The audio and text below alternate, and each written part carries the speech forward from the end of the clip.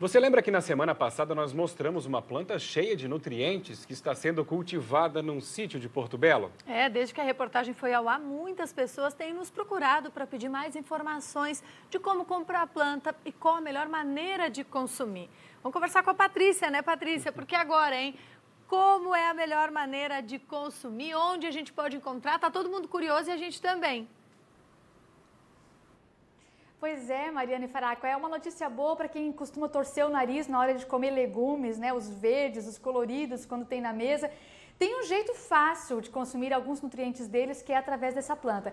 Mas daqui a pouquinho a gente vai ouvir uma entrevista com uma nutricionista para explicar para a gente se é assim simples, se é só substituir, né? Primeiro eu vou mostrar para você ter uma ideia dos nutrientes que tem na planta. A planta é essa daqui, olha só, é a moringa oleífera.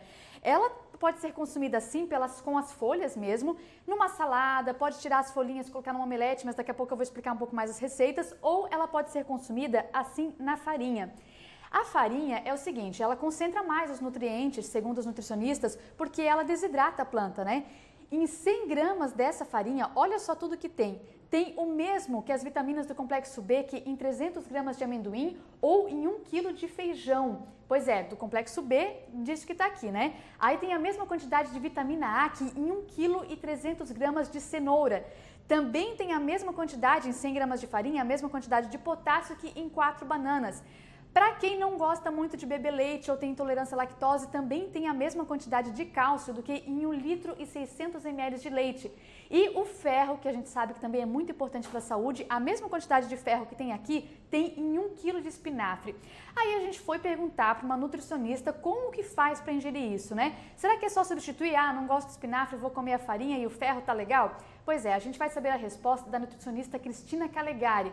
Ela é da EPAGRE, porque a EPAGRE está estudando essa planta, a Estação Experimental aqui de Itajaí, e também a EPAGRE estadual está acompanhando esse estudo para chegar em algumas conclusões, tanto em relação à produtividade dela, quanto em relação à nutrição. Vamos ver o que a nutricionista respondeu para a gente em relação ao consumo da moringa oleífera. Qualquer pessoa pode consumir a moringa.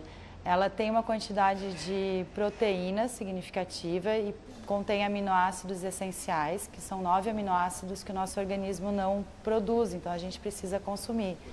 Sendo assim, para quem não consome outras fontes de proteína, quem não consome carne, os vegetarianos, é uma alternativa para consumir esses aminoácidos que o nosso organismo não produz, mas ela é indicada para todas as pessoas. Intolerantes e alérgicos, por exemplo, ao leite, também é indicado?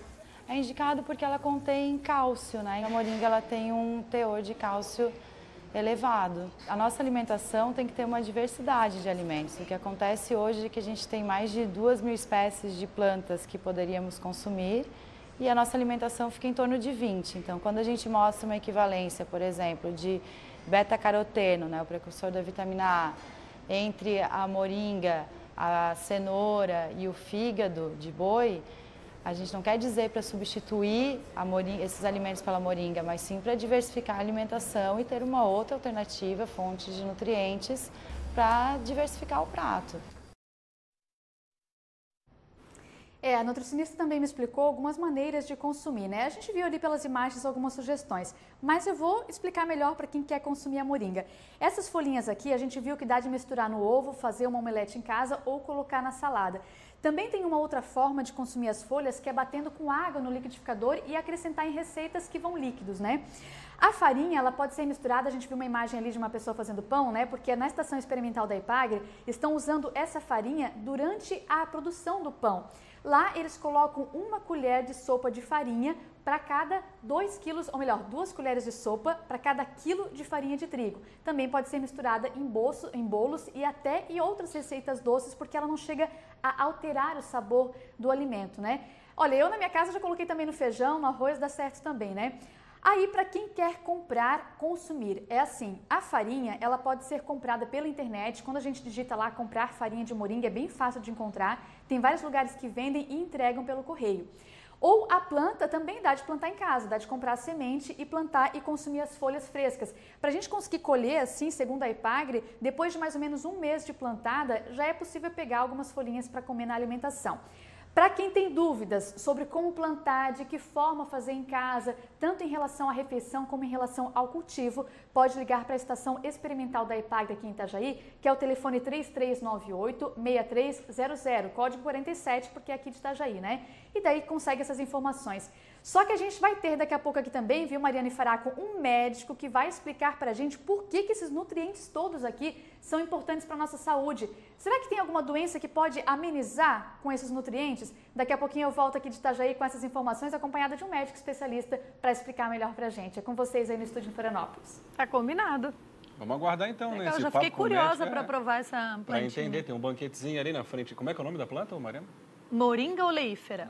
Eu vou ter que decorar, né? Aprender direitinho, né? Mas diz que é muito boa, realmente. Vamos aguardar a entrevista com o médico. Obrigado, Patrícia. Daqui a pouquinho a gente volta a conversar, então. Até daqui a pouco. Olha, a repercussão foi enorme e hoje o Bom Dia abre espaço de novo para falar da super planta. E a gente volta a falar com a Patrícia Silveira, que já entrou aqui no Bom Dia, no comecinho do jornal, para falar das questões nutricionais dessas folhinhas que já estão sendo chamadas de folhinhas milagrosas. E agora a gente volta a conversar com ela, justamente porque muita gente ficou com dúvida ainda sobre essa planta, né? A gente já viu ali como pode comer, de que forma consumir, e muita gente está mandando mensagem pelo WhatsApp com mais e mais dúvidas sobre essa plantinha. Agora chegou a hora de você tirar essas dúvidas, né, Patrícia? Pois é, eu e o médico que está aqui comigo, né, Mariana? Porque ele vai responder com bastante propriedade essas perguntas das pessoas. Mas é o seguinte, né? Essa planta, ela é chamada até em alguns países de árvore milagrosa. E na África, por exemplo, ela chega a ser usada para combater a desnutrição. Aí o Dr. Juarez Furtado está aqui com a gente. Ele é médico clínico geral, pediatra, homeopata. E ele tem um conhecimento bastante aqui em relação à alimentação, a importância da alimentação saudável para manter uma saúde, né? Doutor, a gente falou no bloco anterior que a farinha da moringa, ela reúne os principais nutrientes que tem todos esses outros produtos que a gente está mostrando, né? O ferro do espinafre, vitamina B do amendoim e do feijão, o potássio da banana, o cálcio do leite e a vitamina A da cenoura. Só alguns exemplos do que tem na farinha. Por que é importante a gente ter esses nutrientes em uma quantidade suficiente no organismo para ter saúde? Qual é a relação? Então, Patrícia, o pai da medicina, Hipócrates, há 400 anos antes de Cristo, já falava que na alimentação é que está o remédio. Para a gente manter a saúde, para manter a longevidade, a nutrição, o aspecto, a alimentação, é pela boca que a gente garante isso. Por isso que a gente hoje está tanto repercutindo a necessidade de se comer direito, além de atividades físicas, mas a alimentação moderna, que está acabando com justamente esse aporte de nutrientes, faz com que uma planta como essa, que engloba mais de 90 nutrientes, aminoácidos, elementos que você vê presente em vários outros alimentos, seja tão importante. Então, como manutenção de saúde, o aspecto nutricional, um alimento, ele é fundamental e de boa qualidade como esse a gente tem que estar mostrando. E, doutor, também tem pesquisas que mostram que a farinha da moringa e até a folha também, ela tem uma importante capacidade de inibir radicais livres. Qual é a relação dessa característica com a saúde? Então, as principais funções que ela traz, além desses nutrientes todos que fazem com que a gente se nutra bem, é justamente o poder de ter mais de 30 antioxidantes. Quando a gente fala de radicais livres, a gente fala como se fosse um lixo metabólico, onde nós temos que lidar com isso. À medida que a gente vai envelhecendo, a gente começa a liberar mais radicais livres e isso gera um estresse oxidativo. Isso leva a um envelhecimento, leva a doenças degenerativas, como Alzheimer, mal de Parkinson. A gente leva com doenças como a esclerose, as esclerose e a arteriosclerose e o próprio câncer. Então, quando a gente nutre um organismo adequadamente, como esse, que tem um excesso de radicais livres, de antioxidantes que impedem esses radicais livres, a gente está promovendo saúde. E é fundamental a gente entender que ela entra não só como um remédio, mas ela entra como um suplemento que deve ser utilizado não só em pacientes que estão adoecidos, mas também em pacientes com saúde, para a manutenção dessa saúde.